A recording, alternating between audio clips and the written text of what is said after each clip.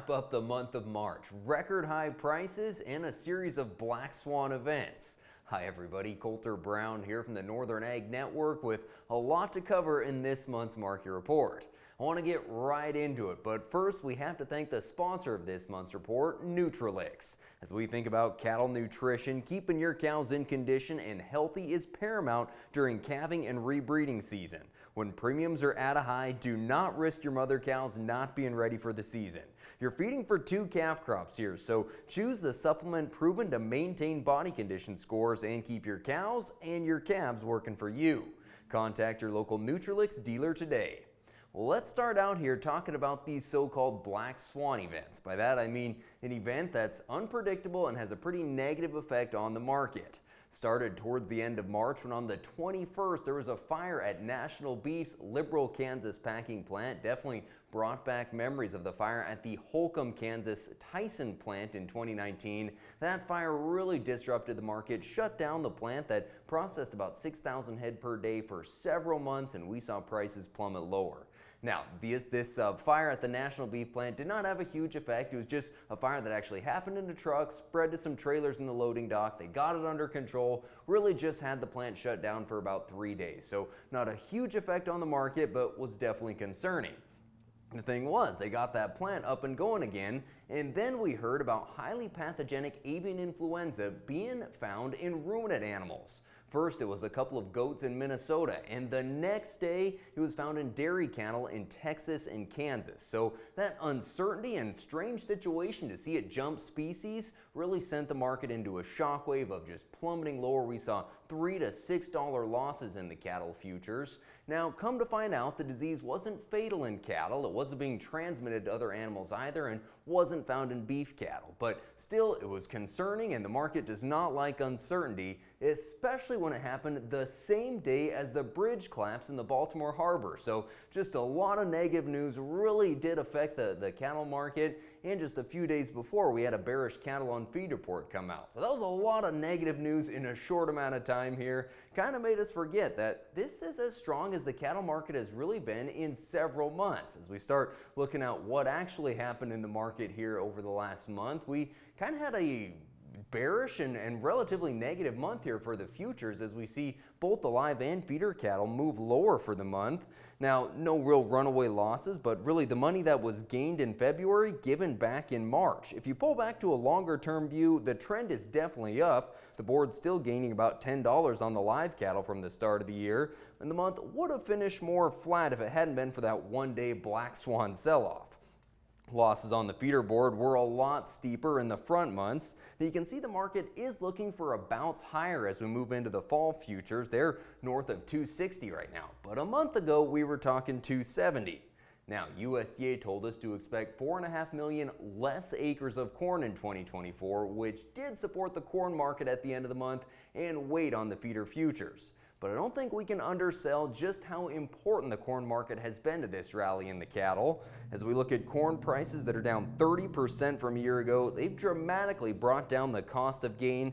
A year ago, the feed cost for finished steers was $600 a head. Over this past month, we were looking at less than $400. So that's provided feed yards with the ability to pay more for these cattle. And of course, record high cash-fed cattle prices have helped as well. That's right, records were set at the end of March right before we heard about that avian influenza in cattle, so we were feeling pretty optimistic here. A new record high beating the previous record that was set in June of 2023. So live cattle came in with a weekly average at 189.5.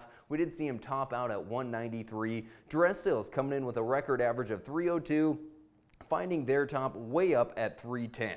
Now, the market did slide lower the last week of March with all that uncertainty, so it's possible the highs may be behind us, but the potential for higher prices is still there.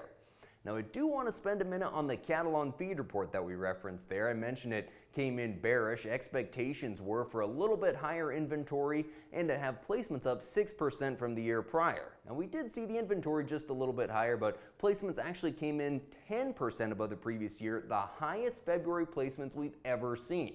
So what caused that? Well, a few factors. Now, this is a leap year, so we had one more day in February this year. That helped to push those placements. Of course, the weather in January, we had those bitter cold temperatures that ended up pushing some placements forward a month into February. And then we just have this strong feeder cattle market that's pulling cattle forward. Also, we're feeding cattle to heavier weights right now and feeding them for longer too, and more heifers being placed on feed as well. So all that combining to push these placements and total inventory higher than you'd think it'd be, because remember, we're in the 5th straight year of cow herd contraction, but it's not sustainable to continue to have these higher placements. Eventually, we're going to get to herd rebuilding, and these tighter inventories are going to come home to roost in the market here, and we're going to see sharply lower inventories moving forward. Now, I mentioned all that excitement with record high fed cattle prices. It kind of pales in comparison to what we've seen in the calf market. For 8 straight weeks, we've seen record high calf prices. You can see some of the prices at a couple of sales here recently in Stockman's Livestock and St. Onge. Some very strong prices. We got some of those light 4-weight steers up over $4. Now, we're very likely approaching the seasonal highs in the calf market, but values will remain well supported into summer. Improved cost of gains and tight supplies will benefit feeder prices and should provide for a pretty strong summer video sale market too. Now, knowing the highs in this market are likely coming, could be here in some cases, it does have producers thinking about price protection options. That could be LRP, could be auctions themselves, or that summer video market. It's a good situation, I think, here for producers, because we're not so much protecting against downside price risk as we are trying to lock in some of these high prices and still leave the top side open. The desire to expand herds is definitely there with the optimism we see from these high prices. I think there'd be more desire if we'd had a little more moisture over the winter, but we can still catch up on that this spring. A very strong replacement heifer market here over the past month. Really, most of these heifers bringing that $1,700 to $1,900 a head money. Did have to mention those replacements in Riverton, they brought over $2,000 a head. Now, moving to the cow market rather, cows of all kinds are a very hot commodity. Look at the bred cows. Those young cows are bringing $2,700 to $3,200 a head, and they still kind of feel undervalued in some ways when you look at what this calf market is doing. And the short-term cows, very, very hot commodity. They're averaging over $2,000 a head. And when you figure conservatively that cow's got at least a $1,600 calf in her, and even if she doesn't rebreed, she'll probably sell as a cull cow for at least $1,000 a head. There's money there and a lot of opportunity to add more. So we can definitely see the demand for the bred cows. As you look at the slaughter cow market, that has been extremely interesting to watch. It seems like folks are thinking we're just going to run out of ground beef for the prices we're seeing paid for these cows and bulls. A lot of those cows, $120 to $130. We saw one big bull at the Glendive Livestock Exchange bring $1.63. That pounds out to $3,600 a head.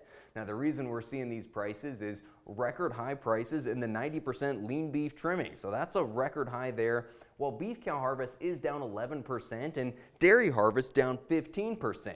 We are seeing imports increase in response to those high prices and tight supplies. So because of that, January saw record high imports actually, but still we're likely going to see this cull cow market supported for some time.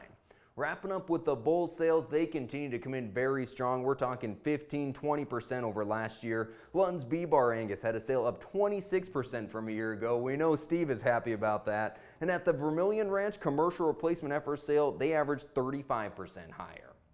Wrapping us up, just wanted to touch on the weather just briefly here. For most areas, like we mentioned, it's been a dry, open winter. Not the worst thing ever. We save on some hay costs, but the snowpack is light. Guys are definitely worried about irrigation water this summer. You look at the drought monitor, and not a lot of change from last year, actually. The northern plains still looking pretty dry. Midwest and southern plains may be doing a little better this year, but of course, they had those fires in Texas and Oklahoma earlier this year.